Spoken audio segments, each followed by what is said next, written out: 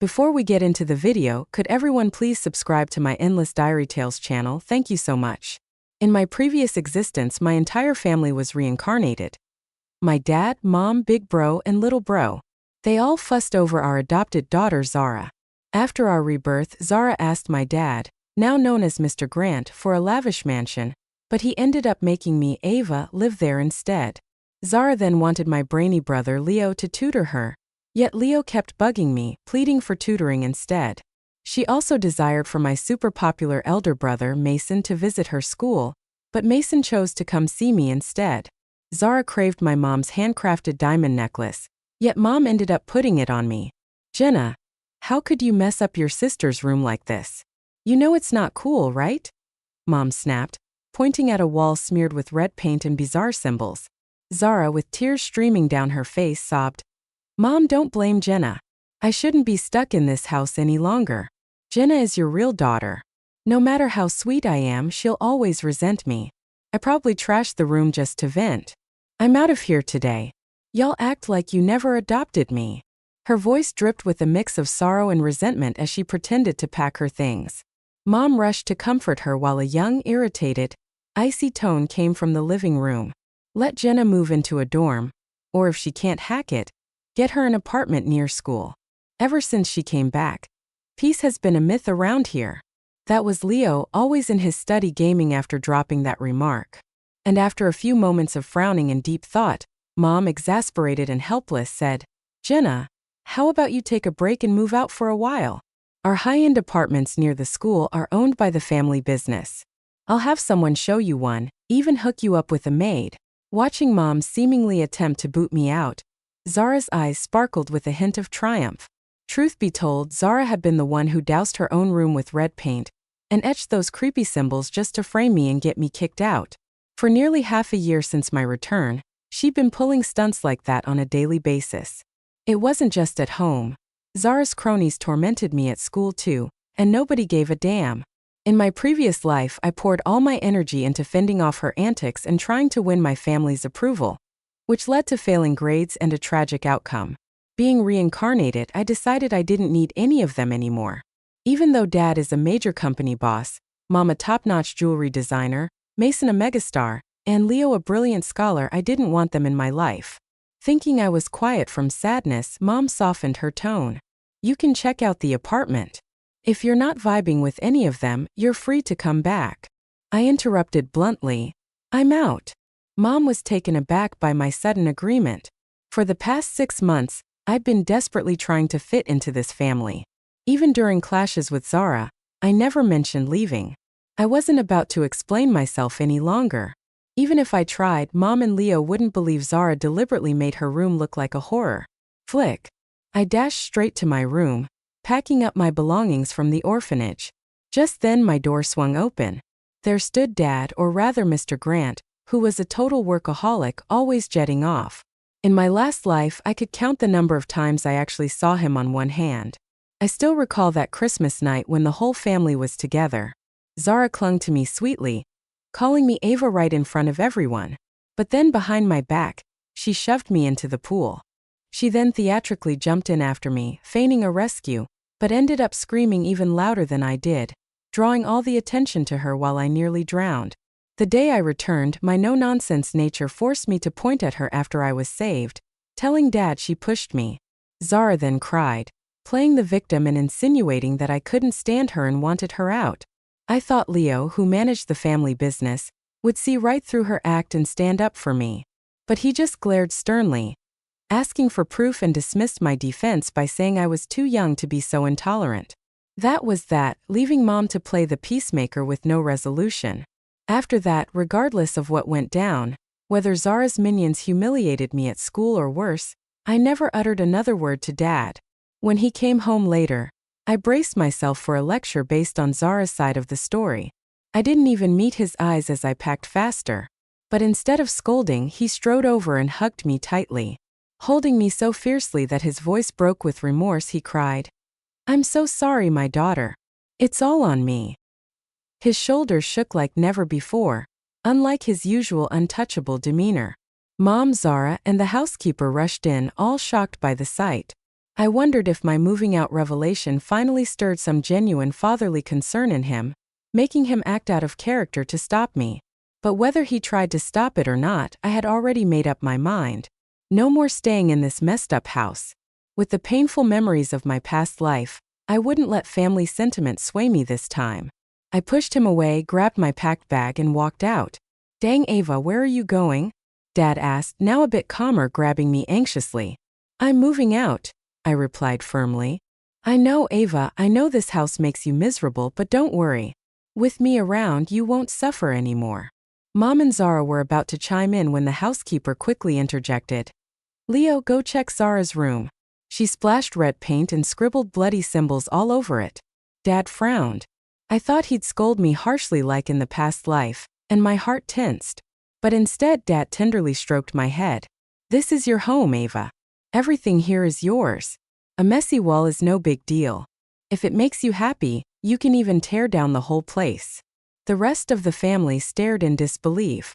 Then Dad turned his icy gaze on Zara and Mom, his tone turning as cold as ice. "You want to boot my daughter out over this?" We all froze, utterly dumbfounded. None of us expected Dad to protect me like that. Zara's eyes instantly filled with red, and she launched into that Oscar-worthy performance she'd given Mom before. Tears streamed down her face as she wailed. "Dad, Mom didn't kick Ava out. None of us did. Ava did something super scary on my wall, and Mom just told her not to do it again. I wanted to leave on my own. Mom couldn't hold me back. Is this princess treating me like a mute again, blaming me?" I couldn't take it any longer and I finally spoke up. Believe it or not, it wasn't me who messed up the wall. No sooner had I spoken than Dad added, "I believe her." The confidence in his voice was rock solid. Zara, mid-performance, was stunned into silence, staring at him in shock. I was completely flabbergasted too. Mom didn't seem to believe me either. "Did you see how horrendous Zara made your wall? Didn't you hear what she said? She denied it completely. How can you just assume it was Ava without even asking?" Dad's stern rebuke left Mom speechless. Then he solemnly declared, "I'm going to get to the bottom of who wrecked that wall." Zara panicked. It was obvious she hadn't expected Dad, who never meddled in our domestic matters, to dig into such a trivial issue. In the end, the blame landed on a helper named Rose. Apparently, Rose had sneakily tried on Zara's new dress, and when the housekeeper caught her, she threw a fit and later vandalized Zara's room in revenge before bolting. Dad scolded Mom harshly. Mom felt a twinge of guilt, but her heart had always leaned towards Zara. Tearfully and insincerely, Zara apologized. "Sorry, Ava. I was just scared. I know you never really liked me, so I believed the helpers and assumed you did it." Mom backed her up. "Ava, your sister didn't mean it, so don't be upset." Dad didn't hold back. "Zara, are you really implying that Ava is intolerant? Is that your idea of an apology? If you're going to say sorry, do it properly. Don't insult my daughter." Zara stiffened, taking a while before crying louder. "Dad, I'm your daughter too. How can you say that?" Mom hugged her tightly, trying to comfort her. "What's gotten into you? How can you hurt Zara's feelings like that?" Zara kept up her act. "It's my fault. I made you all angry and messed up the home. I'll just leave." Mom, unable to bear seeing her daughter cry, stepped in to soothe her, but Dad cut in sharply. "In that case, Zara, pack your stuff and move out now." Zara was stunned, clearly not expecting that. Dad then ordered the housekeeper, "Pack Zara's things and get a driver to take her to the school dorm." Seeing Dad's serious tone, Zara panicked and clung to Mom. "Mom, I can't bear leaving you." Mom frowned deeply. Zara had never been outside before. Dad snapped, "Quiet down. It's because you spoil her and blur the lines between right and wrong that our household is a mess. If you say one more word in her defense, you're out too." When Dad got fired up, Mom dared not argue anymore. After all, the fact that Zara falsely accused me was right there for everyone to see. Mom glared bitterly at Dad before trying to console Zara. "Stay away for a while. I'll find you a nice place to live. You'll be comfy."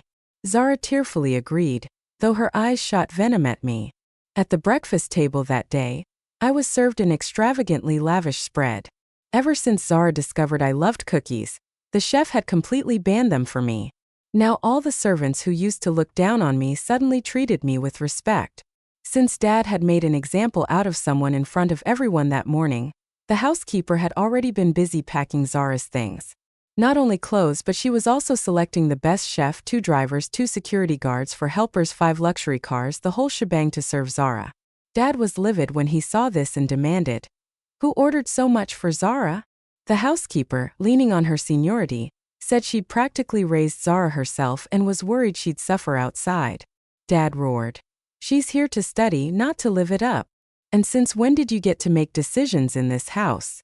With a dismissive wave, he confiscated all the extras and then, in one swift motion, fired the housekeeper.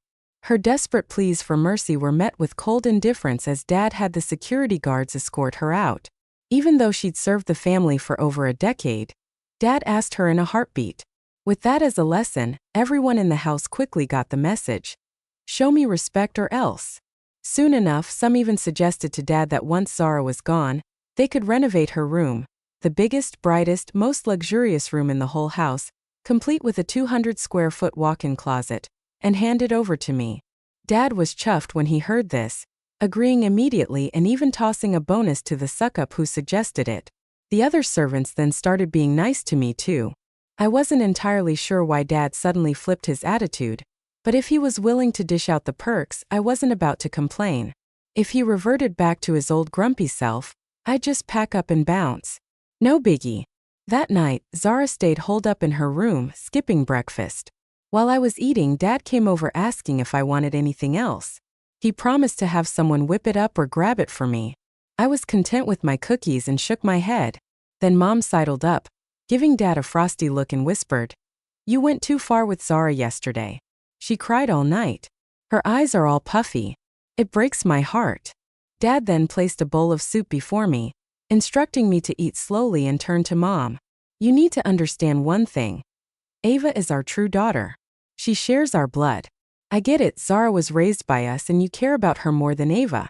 I don't expect you to love Ava completely, but at least don't play favorites. Right now, I just want to make it up to my daughter and protect her from bullies, so she can finally have a happy life." I glanced at Mom. Her expression was a bit off for a moment, but soon she recovered, defensively asking, "How have I been favoring one over the other? All the kids get the same allowance every month." Then she quickly switched gears. "Fine, ignore Zara if you want, but you can't ignore your brother." Leo retreated to his room after dinner the previous night and hadn't come out since. Dad, clearly annoyed, said, "Aren't you his mother? You check on Leo." "I'm staying with my daughter for breakfast." After breakfast, Dad declared he'd drive me to school himself. Meanwhile, Zara, who still hadn't shown up, emerged from her room dragging a suitcase, her face pale with tear stains, looking all pitiful. Mom rushed over, ordering the servants to take Zara's suitcase and asking, "Do you want to eat or drink anything, Zara?" Zara mumbled a soft no as she looked up. Tears were about to fall again until Dad pulled out an exclusive black card from his wallet. Suddenly, her tears dried up. She grinned sheepishly and said in a saccharine voice, "Daddy, my allowance is cool, but since it's from you, I'll take it." "Thanks, Dad, I'll use it smartly." When she reached for the card, Dad handed it to me instead. "Ava, you used this," he said. Zara was shocked and then broke down, shouting in her trademark sweet tone, "Dad!" Dad frowned. "Didn't you say your allowance was enough? If you're good, you don't need a card." Mom, now a bit more composed than Zara but still not on board, chimed in. "Ava's never even used a card and she's still a student. She doesn't need it." But Dad was insistent. "Exactly. Because she's never used one, she needs to learn. Ava's 17. She needs cash for study supplies, clothes, bags, watches, hair accessories, all of which cost money." Zara stared at the black card in my hand, her eyes burning with envy. I noticed her fist trembling with anger and I couldn't help but feel a tiny bit smug, so I accepted the card without fuss. Dad even offered to drive me to school himself, which made Zara's face twist even more, her eyes filled with malice. Just as we were about to get into the car, Mom cried out from inside the villa, "Leo, what's wrong? Wake up. Don't scare me." Apparently, Leo had passed out in his sleep. Since Dad couldn't leave, he had the eldest driver take me while Zara left in another car. I asked the driver to drop me off at a specific bank. At the bank, I flashed the card Dad had given me and got top VIP treatment. In less than 10 minutes, I managed to cash out $5,000 and stashed it in my backpack. Back in the car, I spotted a number in the school directory and dialed it. Caleb, a notorious school bully with a reputation even worse than the others who tormented me. When I first transferred, Caleb had helped me once when he saw me getting picked on. After that, the bullies got even nastier. To avoid visible injuries, they'd resort to needles, kicks, and punches right to my gut. They even stuffed dead rats in my backpack, splattered blood on my desk, and just didn't stop. I told my family about the bullying, but they were too wrapped up in their own issues. They just couldn't fathom that school bullying could be deadly. None of them took it seriously. After the brutal round of bullying, I wasn't bold enough to. I asked Caleb for help, but this time I had to protect myself. I called him up. "Hey, it's Ava. I want to hire you as my bodyguard. Meet me at the school gate. I'll pay you $1,000. Caleb, who needed cash badly. He'd been rocking the same ragged uniform until it was practically falling apart, agreed in a heartbeat. I even asked, "If the bully is a girl, will you still hit her? You cool with going into the girls' restroom?" Caleb chuckled mischievously. "If you say hit, I'll hit. If you say go in, I'll go in." At school, the bullies were waiting at the front gate. In my previous life, I was timid. I kept my bangs long to hide half my face and slouched along. Now, I tied my hair in a high ponytail, showing off my full face, and walked in with newfound confidence. The bullies gave me snarky smiles and trailed me from a safe distance. Further ahead, I spotted a tall, lean figure striding out of a classroom building. My anxious heart calmed instantly, and I straightened up even more. As I passed the restroom area, the leader, a burly guy, grabbed my shoulder. A group of them blocked my path and shoved me into the girls' restroom. Some girls using the facilities bolted out as if they'd seen a ghost. Clearly, these punks were working for Zara since they demanded my black card immediately. I kept quiet as they snatched my backpack, pinned me down, and tried to force my face into the toilet.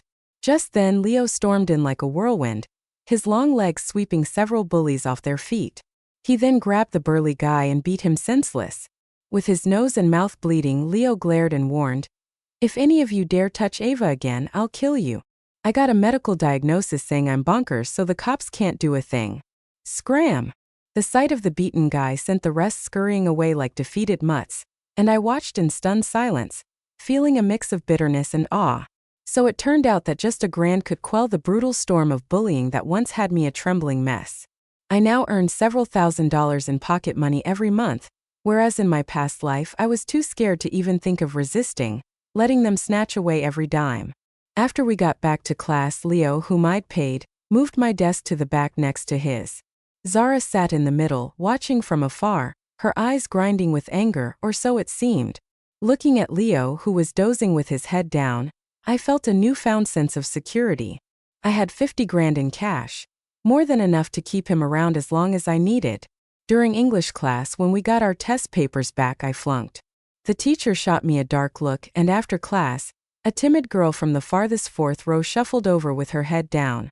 She barely dared to meet my gaze as she stuttered, "Ava, can I help you with English? And, can I come to the restroom with you?"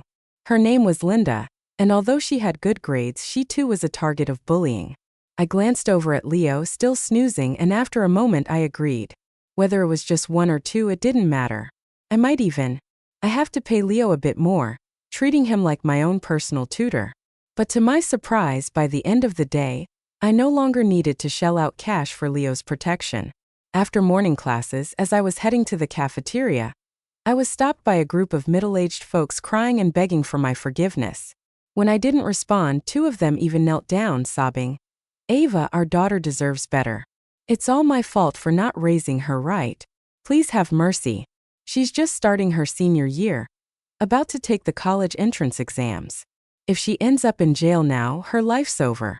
Ava, please tell your dad to forgive my daughter. I'll do anything." Shortly after, a sharply dressed man approached and explained the situation. Turns out the driver who dropped me off had overheard my call and recorded the bullies, reporting everything to Dad. Ignoring Leo, who was still out cold, Dad immediately dispatched his team to handle the situation. The man turned out to be Dad's assistant, who even brought top lawyers to confront the bullies and their parents. I was whisked off to the principal's office, where the bullies, now bruised and whimpering, were being dealt with. With the assistant and lawyers on the case, I couldn't care less about the pleading parents. Then the assistant's phone rang, and he handed it to me. It was Dad, crying so hard his voice was unrecognizable. "Daddy, Daddy, I'm too ashamed to face you. I'm so sorry. I deserved to die." After a long pause, his voice cracked. "Daddy had a dream last night that you regretted coming back to us. You tried so hard to fit in, but we pushed you away, and you went down a path of no return. When I woke up, I just wanted to make it up to you, love you, spoil you, but I never imagined that my daughter, who suffered for 17 years, would endure such torment at this so-called prestigious school. We saw you wasting away day by day, but we ignored it for our so-called work. What can I do to heal your pain? I know I can't. Even if I die 1,000 times, it won't help. Don't forgive me. Never forgive me in this lifetime." The chairman of a major corporation, reduced to tears and agony, spoke. I held on to that phone and didn't utter a word for ages. He then offered me money. He paid for my education, even threw in a house and a car. I accepted the funds, but any extra was off the table. With that, the bully's reign was completely crushed at school. A while later, Dad's assistant informed me that Dad was busy dealing with the bully's parents, determined to ruin them for good. My ex-promises were made by Zara, but no one ever revealed her true involvement. Ever since Dad began funding several new school buildings, the principal and teachers have been extra kind to me. Everywhere I went, classmates whispered about my deep connections. Not just in my class, but even students from neighboring classes actively tried to befriend me, along with my best friend Linda. But those friendships didn't last long. Within days, people mysteriously stopped hanging out with us. Linda eventually discovered that someone was paying others to keep away from us. The moment I heard that, I knew it was Zara. Ever since I started getting popular, Zara had gone bonkers, spending cash to manipulate school friendships. Leo, after that rough day, had been out cold for 3 whole days. When he finally woke up, he wasn't quite himself. Known across school for jumping grades, Leo insisted on downgrading to sophomore year to repeat classes. He even opted for the regular class where Zara and I were. The news spread like wildfire. Teachers practically floated with joy, and Zara was over the moon, practically broadcasting the news around class. Before Leo even arrived, everyone already knew he was her brother. Dad had always drilled into us to keep a low profile to avoid unnecessary drama, but Zara threw that advice out the window. Her connection to Leo only boosted her popularity. Some even wanted to befriend her just to snag tutoring from Leo. Many even eyed her as a future sister-in-law since Leo wasn't just a genius. He was insanely handsome. The school forum still buzzed with debates about him and another heartthrob. The day Leo transferred to our class, some girls strategically left an empty seat next to Zara's for him. Zara's desk overflowed with colorful love notes and gifts. When Leo first came to school, people even sent him presents, but he coldly tossed them all, and with his fierce reputation, no one dared give him anything after that.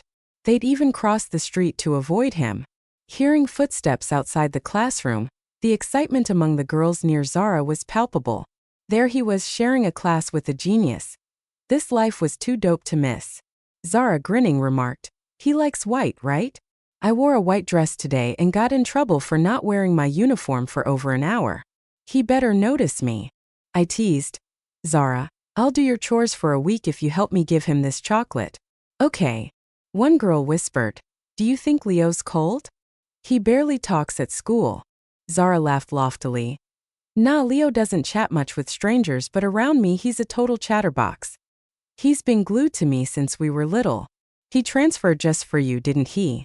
Another friend added, "You guys have such a solid sibling bond. It's enviable." I scribbled some notes replying, "Not our business. Don't even worry about it. But seriously, he's really handsome. You into guys like him?" Leo, usually napping in class, surprisingly peeked at me. I shook my head firmly, and Linda responded with an "oh." Leo then closed his eyes and drifted back to sleep. Soon Leo walked in with our teacher. An unusual hush fell over the class. The teacher eagerly introduced Leo, telling him to choose any seat or else she'd rearrange the room. I looked up to find Leo staring directly at me. I was stunned. He looked thinner, likely from being out cold for days. His eyes were red like he'd been crying his heart out. Some girls stood to introduce themselves, but Leo only had eyes for me until the teacher prodded him to speak. Finally he said, "I'm here for one person. I want to protect her, study with her, and help her get into college together. That person is my sister." The class exploded into screams, interrupting his speech as girls near Zara went wild with excitement. Zara tried to play modest, covering her mouth with a laugh. "Seriously, I told him not to be all high profile. How could he do that? It's so annoying." True to form, Leo started strolling over to Zara's desk, where the girls' screams abruptly died down. Then the classroom went eerily quiet, except for Leo's determined steps. Zara stood among the seated students like a statue coming alive, her face shifting colors dramatically. Leo placed an empty desk next to mine and patted a dozing deskmate. "Hey, mind shifting seats? Move your desk back, will you? Ava's my sister," he said politely. The shock was so intense some classmates nearly popped their eyes out. I shot back loudly, "I'm not your sister and I won't sit with you." When Leo confronted me, his brows furrowed sharply as if ready to throw down. The teacher, clearly scared of offending anyone, remained silent. Leo's eyes blazed as he stared, and I kept my face cold. After a long silence, he moved the desk behind me and sat down. Later, during math class, I frowned at a homework assignment, biting my pen over a bunch of unsolvable problems. Before long, a neatly written solution sheet was slid over from behind. I was oddly startled. Leo's unusual behavior reminded me of how Dad had been acting recently. Could it be that Leo too dreamed about how I tragically died in my past life? After class, some girls whispered with curiosity about what was going on. Zara ignored everyone and lay on her desk, crying bitterly. The classmates exchanged confused glances. Everyone had a mix of expressions, including me. Then a shadow fell. It was Leo, holding a stack of reference books in his delicate hands. He set them down on my desk, his pale face tinged with red, and said, "Ava, check out these books. If you don't get something, just ask me. I'll break it down for you." He placed the books back and sat down. I couldn't figure out what Leo was up to. Remembering his earlier aloofness, I returned the books to him as other girls dashed over, blushing as they asked Leo questions, but he curtly brushed them off, claiming he was busy. Since Zara never mentioned Leo being her brother again, some bold students cautiously asked, "Leo, is Zara your sister?" Leo simply replied with 2 words, "She's fake," and after a pause added, "I only have one sister and that's Ava." Zara burst into tears again, and Leo pretended not to notice, dragging a chair over to me and opening a reference book. "Ava, your previous school might have been lagging behind our pace. That's why you're having trouble with these problems. It's all good. I'll explain it." I snapped back. "No need." But Leo persisted. "Even if you think I'm annoying, I'm sticking with you until you get into the college you want. If you don't like it, just switch seats, but I say one more word and I'll hit you." Unable to win the argument, he rolled up his sleeves, acting all tough. I gently restrained him as Leo frowned. "Ava, you aren't going to reject my tutoring, are you?" I stayed silent, just grabbing one of his reference books, silently accepting his help. After all, getting into college was my #1 goal in this life, and Leo was an ace tutor. Before long, Linda, blushing, joined in. "Emily, I'm not good at math and physics. Can I join your tutoring sessions?" Leo immediately agreed. "Sure, you're Ava's good friend and she's my sister. Of course you can join." Linda was ecstatic, nearly shrieking with joy while many classmates looked on with envy. Zara sulked for days, eventually approaching Leo, looking extremely hurt, asking what she'd done wrong and why he was embarrassing her. Leo calmly replied, "I didn't embarrass anyone. If you feel embarrassed, that's on you. It's not my problem." Zara burst into tears again. "But you do have time for Ava," Leo replied. "I grew up with her and she's only been here a short while. How can you compare to our bond?" Zara then blurted, "I'll go to Mom. I'll have her come to school to prove that I wasn't lying." Leo shot back, "I'm not lying either. You're fake. Ava is our real daughter. She's my real sister." Soon, with a monthly exam coming up and the holiday around the corner, the school organized a celebration in the auditorium where families were invited. Over the past month, Leo had tutored me hard while also handling all my errands, fetching water, meals, snacks, picking up books and assignments. If I didn't let him help, he'd get all worked up. Thus, my sole focus was on studying. Hard work paid off. From being an average student, my exam scores rocketed into the top 10 of the entire grade. During the celebration, there was an awards segment for the top 10. Zara, who wasn't on that list at all, tore her paper to shreds upon seeing her scores. Then she glared at me with eyes as green as poison.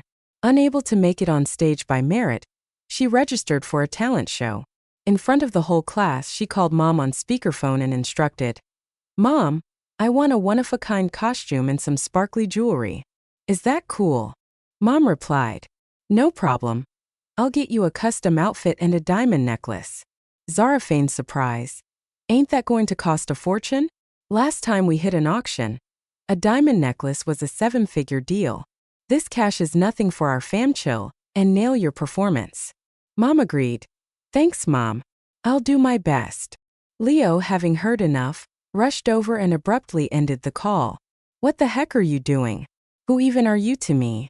Do you know me at all? Get lost." Zara screamed. "Mia, what are you doing?" Ever since she had clashed with Leo, Zara stopped pretending around him. Leo glared at her coldly as if meeting her for the first time, his tone icy. "I really wish I'd never known you, Zara." Rolling her eyes, she then dialed another number. To everyone's surprise, this time she called her big bro Blake, who was mega popular. His new single had just dropped and was topping all the charts. Half the class had even switched their ringtones to his latest hit. Zara thought this move would make school life unbearable for us. But Leo, with an icy glare, snatched her phone away. "I'm warning you, don't call him. Get lost." Zara fired back. "I'm calling my bro. Who's it to you? My brother's way cooler than you, you ungrateful fickle mess." Zara then bit Leo's wrist hard, making him let go, and snatched her phone back. Blake answered. "Do you know whose call this is?" Zara covered the mouthpiece and boasted. "Just say his name and it'll scare all you losers." She dashed to the classroom podium, her voice suddenly sugary as she declared, "Blake, our school is having a celebration and I got a performance slot. Can you come?" She added, "Sorry, our parents are busy, so I told the teacher you'd be there. If you can't make it, I'll be so bummed." Leo, seething, grabbed her phone again, ended the call, and tossed it back before storming out, his face dark as a storm cloud. The rest of us were stunned. From the podium, Zara triumphantly declared, "Y'all look down on me, right? You'd rather hang with that orphan kid than give me proper respect. Fine, I'll show you something big this time. Don't come crying to me later. Even if you were to lick my toes, I'm not giving anyone a chance." The classmates looked at her like she was the biggest joke. Later that evening, during the awards ceremony, students prepared backstage while Zara cursed under her breath. Her makeup ruined, her eyes blood red with fury. The custom outfit and diamond necklace Mom promised hadn't even arrived. To make matters worse, Mom had been on a business trip overseas for days with no word. Some classmates, recognizing the brands on Zara's clothes and jewelry, mocked her. "Weren't you going to show us something big? Where's the 7-figure diamond necklace? Seriously, if there was an award for daydreaming, you'd snag second place, 'cause no one would take first." Zara's face paled, but she sneered through gritted teeth. "I remember you all. I hope you can still laugh when you see my brother."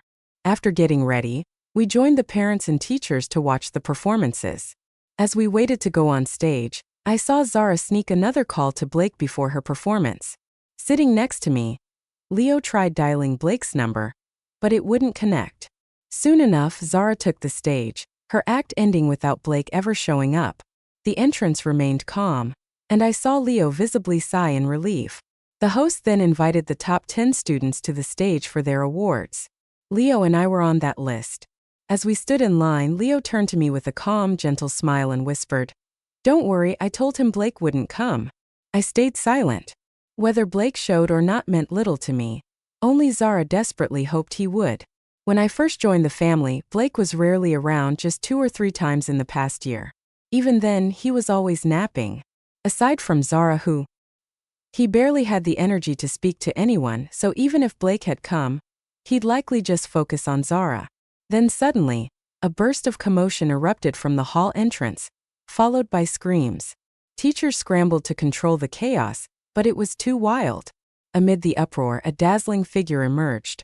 A guy in sunglasses, unmistakably Blake, looking every bit the star with his perfectly styled hair and radiant presence.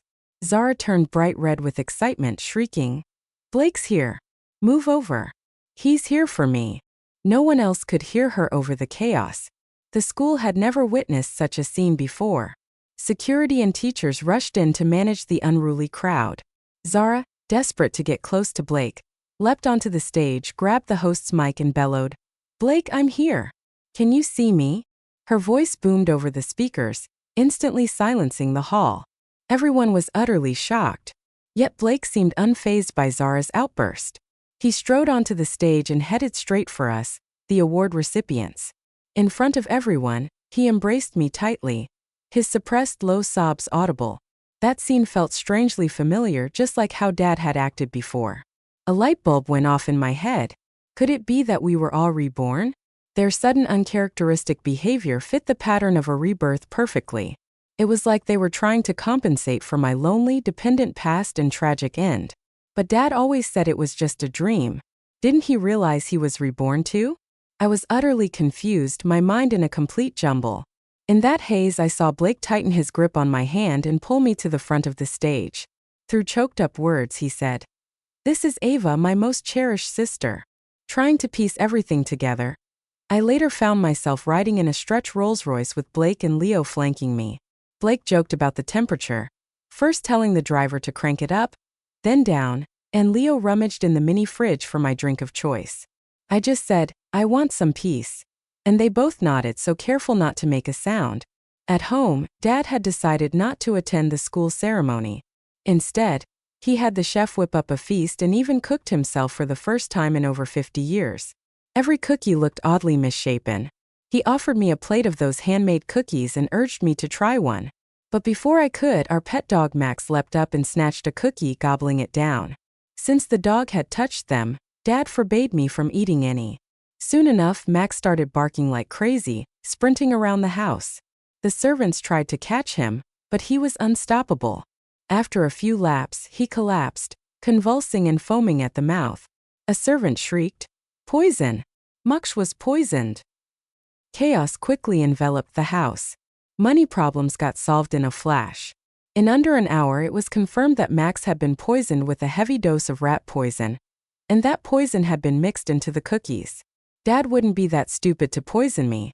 He'd never try that on his own daughter now, especially Ally when he was trying to atone for past neglect. With all the surveillance around, it didn't take long to discover that Zara was behind it all. At school, everyone was fixated on celebrity Blake and me, his officially acknowledged sister. Nobody suspected that a jealousy-fueled Zara would dash out of the hall and take a taxi straight to our house.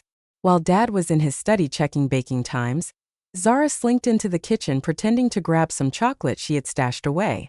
She sent the chef away with some excuse and then emptied several packs of rat poison into the butter. Before she could make her getaway in a taxi, our pet dog intercepted the plan by snatching the cookie. Otherwise, that poison might have been mine. Dad's face darkened as he summoned everyone, ordering a manhunt for Zara. He even called his company, halting work to help capture her. While we all sweated bullets over my safety, Mom, who'd been away on a trip, suddenly returned carrying a sleek black velvet box. She looked pale and injured, with several fingers bandaged, and wandered toward me like a zombie. The softness in her eyes made me think that maybe, just maybe, our rebirth wasn't all a fluke. Mom seemed reborn too. Seeing her, Dad's pent-up anger exploded. He lobbed a rat poison-laced cookie at her, shouting, "Look at your precious daughter. You poisoned Ava. If it weren't for that dumb dog, your own daughter would be dead by now. I swear when I catch you, I won't let you off." Mom stiffened, expressionless, yet she pressed on toward me. Then she opened the velvet box, revealing a stunning diamond necklace that gleamed brilliantly despite the fading light. Dad must have overheard Zara demanding the necklace from her, and it only fueled his rage. "That little poisoner, and you even made her a necklace? Fine, I'll use it to strangle her myself," he fumed.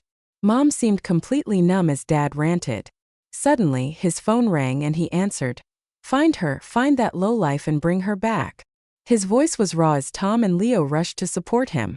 Steadying himself, Dad took a few pained breaths toward Mom while replaying a recording his assistant had just sent. A confession from one of the bullies after relentless questioning at the juvenile detention center implicating Zara. The recording revealed that Zara had paid them off, and even egged them on to kill me quietly for extra cash. Listening to that, Dad, Blake, and Leo's eyes turned blood red, fists clenched tight. Dad glared at Mom. "Did you hear that? Do you know what your daughter had to endure at school? Beaten, cursed, nearly killed, and you still coddled that ungrateful brat? You think a necklace now can fix your wrongs? You gave birth to her but never raised her right. And then you protected the ungrateful bully who tormented your own daughter." As he kept yelling, he bent over in pain, squatted, and cried out, "We're all guilty. None of us deserve Ava's love. Ava was right. She shouldn't have come back with us. We're not her family. We're executioners. We kill." Blake and Leo lowered their heads, crying uncontrollably. While in the enormous dining room, only Mom and I remained tearless. I stared at them coldly as they ripped open the wounds of my past life. I felt that familiar searing pain again, but no new tears came. I'd already shed them all in my previous life. Just as I was about to leave that suffocating room, I heard Mom retch. I turned and saw her spitting up blood repeatedly until she collapsed. Dad and everyone practically combed the entire city. After the new year, they finally found Zara hiding in a grim, rundown black market clinic. She had contracted a nasty disease and was beyond recognition. When Dad got wind of it, he rushed over first and I followed close behind. Dad, who'd never hit a woman, ended up slapping Zara multiple times as soon as he arrived, making her face swell dramatically. Zara screamed, "Why are you hitting me? I was your beloved princess. What did I do wrong? Why did you bring Ava back? She should have been gone. Why did you bring her back to share everything with me? We'd raised Zara as our own, giving her the best of everything. But she'd rallied people to bully my daughter and even tried to poison her. And now she had the nerve to whine about it. Where's your conscience?" Dad roared. The more he ranted, the angrier he got. Finally, he grabbed a broom and hit Zara so hard that she passed out. Dad wanted to gather evidence to lock her up just like the other bullies, but before he could finish, Zara died. Her body was so rotten that it reeked for miles, and the whole street cursed her name. Mom's condition wavered. When she was okay, she either stared at me or at pictures of me all day, or retreated into her workshop to keep crafting jewelry for me. Even with injured fingers, she just couldn't stop. She'd barely respond if anyone tried to intervene, and if forced to, she'd simply faint again, mumbling, "Zara, you're inhuman. Ava, my daughter." Eventually, I used Dad's money to transfer to a university thousands of miles away, ensuring that no one came to see me off. I made sure nobody visited. Everyone tiptoed around me. When I said no, nobody dared disturb my life. I accepted shares in the company and the money they sent me. Leo was the only one who stuck by my side. I started college, got into business, and with my earnings and the money from the family, aside from my living expenses, I opened welfare homes in every city I visited, adopting countless orphans and giving them the love they truly deserved. In all my welfare homes, whether a child was adopted or later reclaimed by their biological family, if any kid faced hardships in their new home and wanted to come back, we'd welcome them with open arms. Eventually, Leo and I got married, had kids, and built our own family. I never laid eyes on anyone from my original clan again. Even though Blake became a big cad, I only ever saw him on TV, never in person. Years later, a lawyer showed up with mountains of documents to sign over stocks, shares, and assets. That's when I learned that both Dad and Mom had passed away. On their deathbeds, they left everything to me.